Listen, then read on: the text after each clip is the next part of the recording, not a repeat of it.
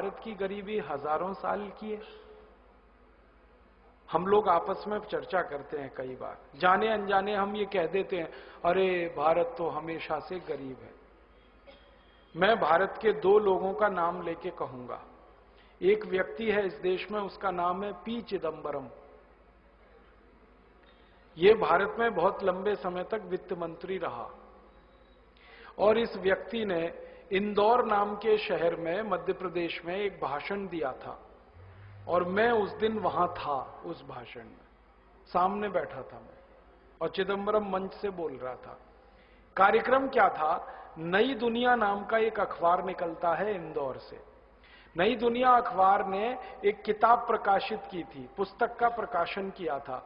उसका विमोचन करने के लिए चिदंबरम आया था।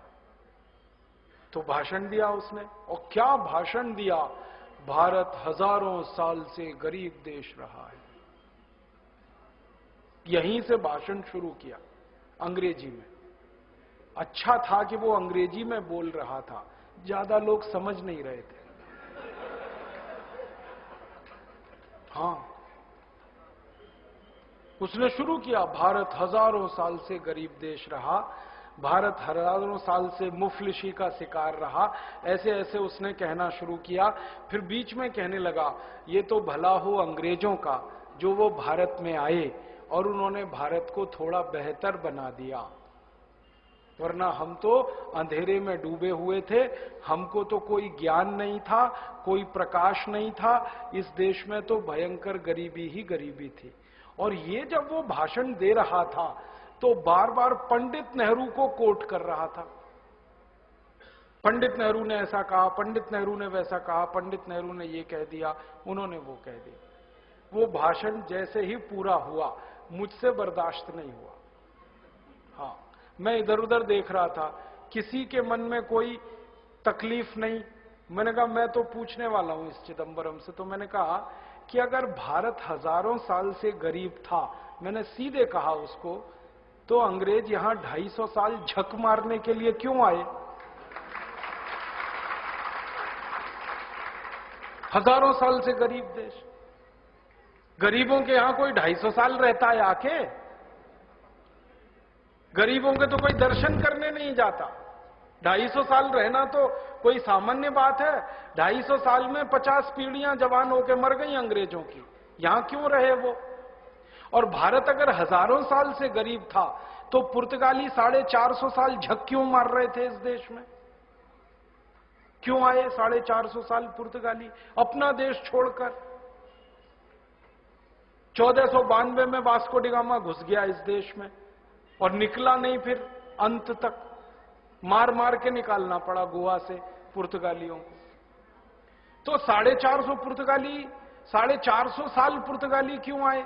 250 साल अंग्रेज क्यों रहे? और भारत अगर हजारों साल से गरीब था तो ये मुगल क्यों आए झक मारने के लिए यहां 300 साल? बाबर क्यों आया? उसने सल्तनत क्यों बनाई? गरीबों के देश में जाके कोई राज्य स्थापित करता है क्या? और इतना ही क्यों, मोहम्मद बिन कासिम क्यों आया इस देश में 7वीं शताब्दी में, जब हम हजारों साल से गरीब थे? महमूद गजनवी क्यों आया सोमनाथ का मंदिर लूटने के लिए, जब हम हजारों साल से गरीब थे? तैमूर लंग क्यों आया? नादिर शाह क्यों आया? अहमद शाह अब्दाली क्यों आया, जब हजारों साल से हम गरीब ही थे? तो इनको तो कहीं अमीर देशों में जाना चाहिए था, वो सब यहां क्यों आए? और सिकंदर क्यों आया यहां, अगर हम हजारों साल से ही गरीब थे तो? सिकंदर ने अपने गुरु को यह क्यों कहा कि जब तक भारत विजय नहीं कर लेता तब तक विश्व विजय मेरी नहीं होगी, इसलिए भारत को जीतना बहुत जरूरी है। तो आया यहां पर, और यह तो भारतवासियों का पराक्रम था कि वो भारत को जीत ही नहीं पाया, मार के भगा दिया हमने उसको, रास्ते में मर गया। और आपको तो इतिहास में मालूम है, शक यहां आए, हूण यहां आए, पिंडारी यहां आए। क्यों आए भाई? हम तो गरीब हैं, भुखमरी के शिकार हैं, बेरोजगारी हमारे यहां है, फिर क्यों आए ये सब? तो चिदंबरम चुप हो गया, बोला कुछ नहीं। मैंने कहा उत्तर दे दो, अगर ये हजारों साल से ही गरीब देश है तो। कहने लगा नेहरू जी ने कहा। मैंने कहा नेहरू जी से तो पूछ नहीं सकता मैं, क्योंकि वो जिंदा नहीं है। होते जिंदा तो उनसे पूछ लेता कि कहां से मिला ये तुम्हें कि भारत हजारों साल से गरीब है। किसने कह दिया भारत हजारों साल से गरीब है? मैंने कहा तुम नेहरू के मानस पुत्र हो, तुम ही बता दो। और क्या, मानस पुत्र है कि नहीं नेहरू का? मैंने कहा तुम ही बता दो भाई, नेहरू जी से तो क्या पूछ सकता हूं मैं।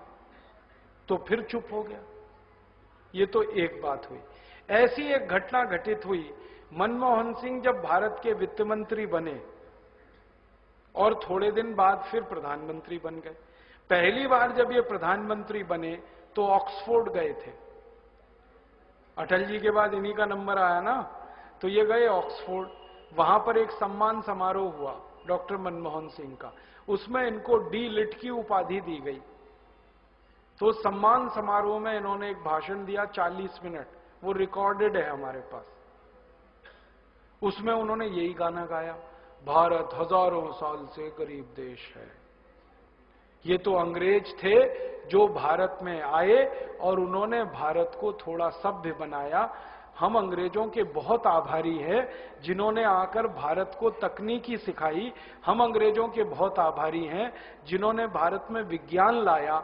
हम अंग्रेजों के बहुत आभारी हैं जिन्होंने भारत में उद्योग लाए। हम अंग्रेज, ये बोला उन्होंने 40 मिनट। 40 मिनट।